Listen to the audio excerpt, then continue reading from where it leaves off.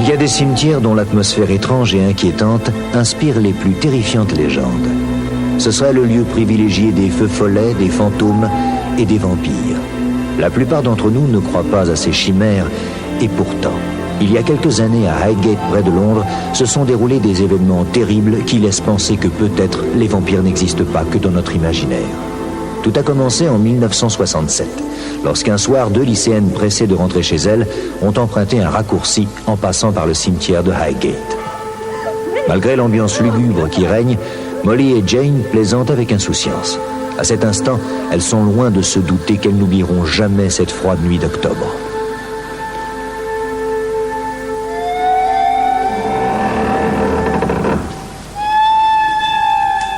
D'où viennent ces grincements étranges? Soudain, le cimetière semble hostile et Jane prend peur. Come on, hurry up. Affolées, les 2 jeunes filles courent vers le portail. Quand soudain... Did you hear? Come on, let's go.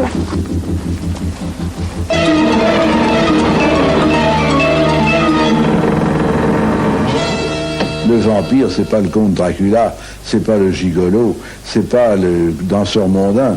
C'est un être hirsute, abominable à voir, qui sent extrêmement mauvais, qui sort de son tombeau, qui est extrêmement poilu, qui a une peau transparente, translucide, à laquelle les médecins aujourd'hui s'intéressent beaucoup sous le nom d'une maladie connue sous le nom de porphyrie. Les vampires sont des êtres qui ont vécu, qui ont une vie normale et qui, au terme de cette vie, se réveillent morts-vivants. Ce qui veut dire qu'un certain nombre d'individus sont plus particulièrement amenés à devenir vampires. C'est le cas, par exemple, des suicidés, c'est le cas des gens qui sont morts de mort violente, etc. Terrifiées, Jane et Molly ont l'impression que quelqu'un les suit.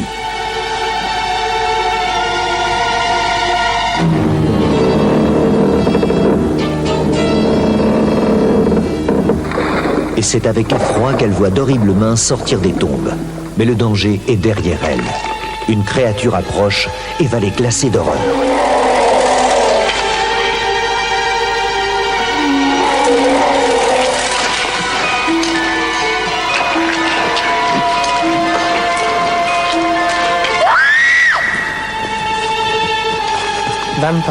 Les vampires ont toujours été parmi nous.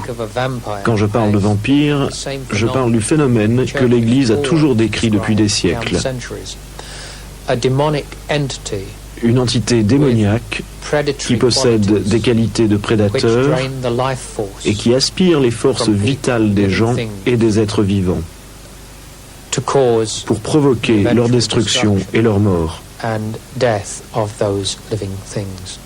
L'horrible rencontre qu'ont fait Jane et Molly a défrayé la chronique. Peu de temps après, on signale qu'il y a d'autres phénomènes incompréhensibles dans le cimetière. Alerté, le révérend Sean Manchester se rend sur place.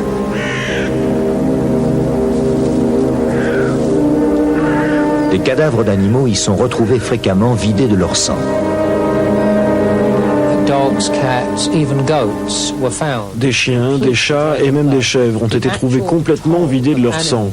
Le nombre d'animaux massacrés par ce vampire s'élève à plusieurs centaines. Et cela a déclenché une telle angoisse au sein de la population que les troupes de vigiles se mirent à garder les animaux. Parfois, ils étaient même armés, parce qu'ils étaient très inquiets. Les articles sur les mystérieuses mutilations se multiplient. On commence à parler du vampire de Highgate et certains pensent qu'il y a sans doute des victimes humaines.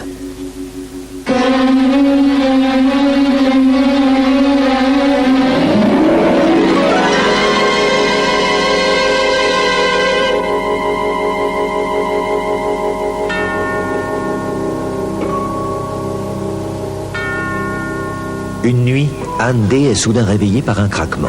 Sa sœur Lucia est en train de se lever, le regard fixe comme une somnambule, elle se dirige vers la fenêtre. Anne se souvient qu'elle a lu dans le journal que le somnambulisme est un des symptômes des victimes de vampires. Dans les mois précédents, j'avais déjà exprimer mon opinion en première page du journal local, le Hampstead Highgate Express, dans l'espoir que des personnes me contactent.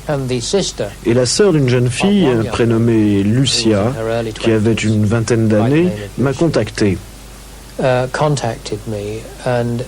C'est ainsi que je fis la connaissance d'une personne qui allait être la victime de cette présence démoniaque à Highgate.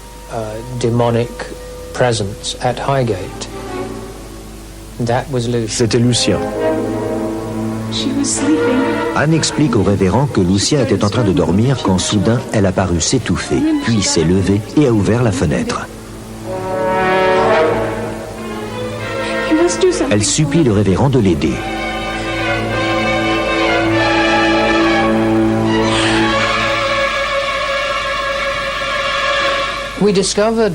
Nous avons découvert chez Lucia des symptômes proches de l'anémie. Elle était pâle comme une morte et portait au cou les marques caractéristiques des trous dans ses veines bleues que nous avions déjà constatés sur d'autres. Quelques jours plus tard, Anne découvre Lucia en train de dévorer de la viande crue. Anne a aussitôt téléphoné au révérend qui se précipite chez elle. Mais lorsqu'il arrive, les deux sœurs ne sont plus là. Anne lui a laissé un mot sur la porte et il peut lire « Je n'ai pas réveillé Lucia. Elle est devant la porte, elle ouvre le verrou. Vous savez où elle se dirige. » Pendant ce temps, Lucia pénètre dans le cimetière comme si elle était attirée par une force irrésistible. Anne la suit.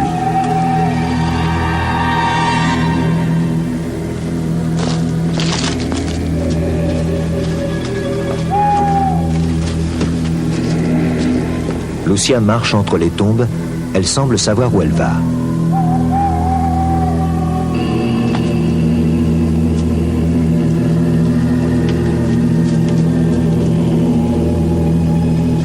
Dès qu'elle aperçoit le révérend, Lucia court vers lui affolée. Il faut sauver Lucia. Calm down. You must not wake her up. You must save her, Red. You must not wake her up. You must save her. Leave this to me. Sean Manchester lui demande de lui faire confiance.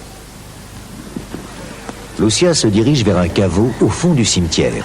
Et soudain, des bruits inquiétants envahissent la nuit.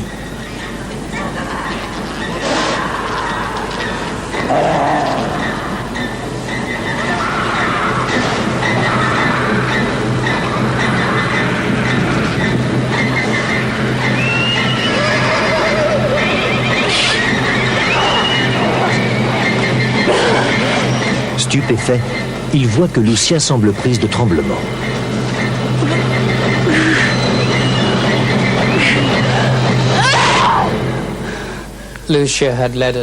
Lucia nous a conduits jusqu'aux catacombes et elle est entrée en transe. C'est à ce moment-là qu'elle a crié, a arraché le crucifix et l'a jeté par terre, indiquant par là que quelque chose de plus fort, de plus sombre, de plus sinistre la possédait en cet instant, dans cet endroit. Il sait que seule la croix peut la sauver. In the name of Christ!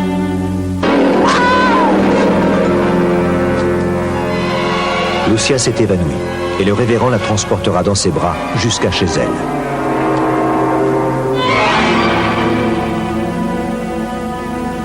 Sean Manchester est maintenant certain qu'il y a un vampire au cimetière de Highgate. En quelques jours, la nouvelle se répand jusqu'à Londres.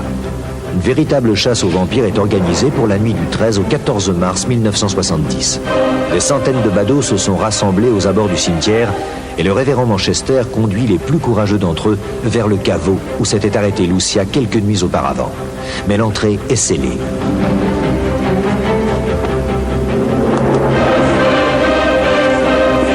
Il n'y a pas d'autre ouverture.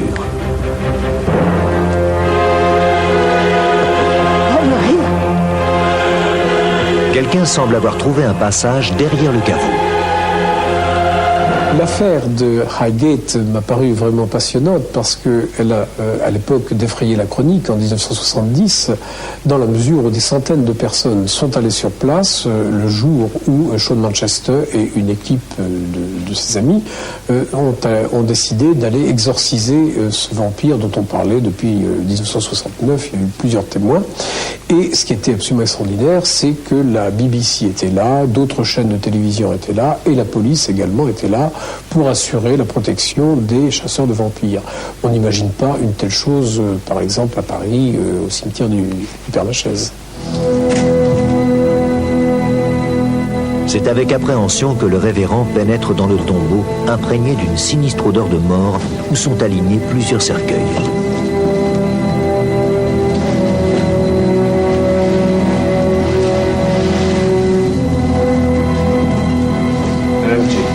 L'un d'entre eux est vide.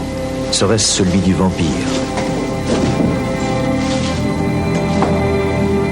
Selon le rite pratiqué depuis plusieurs siècles, le révérend va asperger le cercueil d'eau bénite et jeter des gousses d'ail à l'intérieur.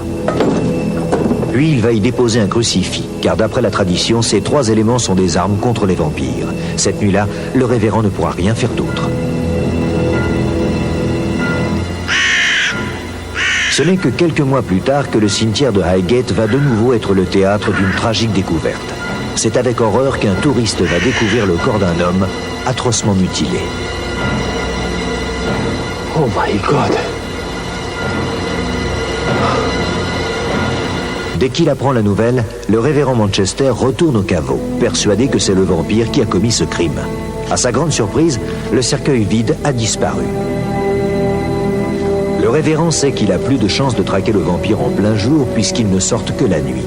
Mais Lucia doit venir avec eux. Elle seule peut les aider.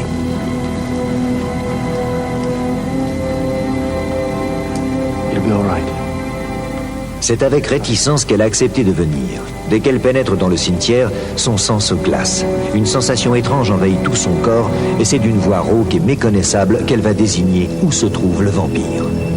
Evil is triumphant here. Le mal triomphe ici. C'est donc dans ce caveau que peut-être se trouve le monstre démoniaque qu'il faut anéantir. Étrangement, la porte n'est pas scellée.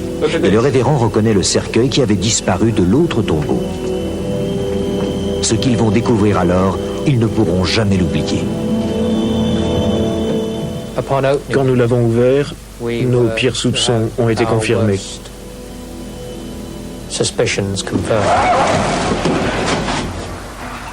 Dans le cercueil, il voit un corps toujours en décomposition alors que ses vêtements semblent dater du 19e siècle. Le révérend n'hésite pas. Pour vaincre cet être maléfique, il faut lui enfoncer un pieu dans le cœur.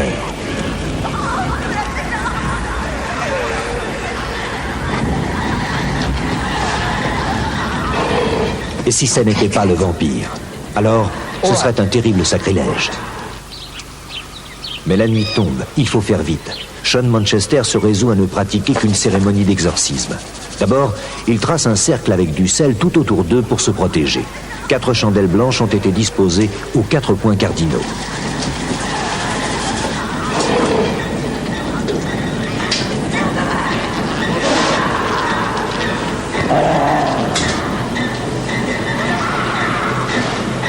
Lucia est de plus en plus effrayée. Que va-t-il se passer? Le révérend semble pourtant si calme et si déterminé.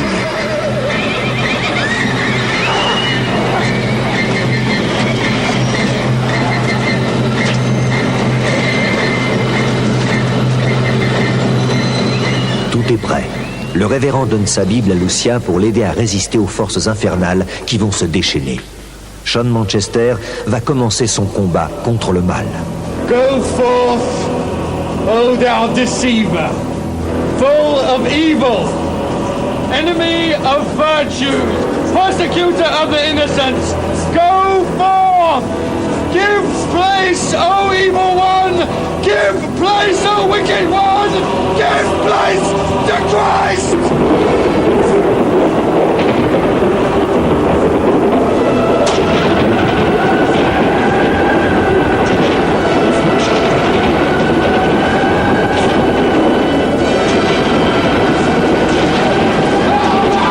Yes,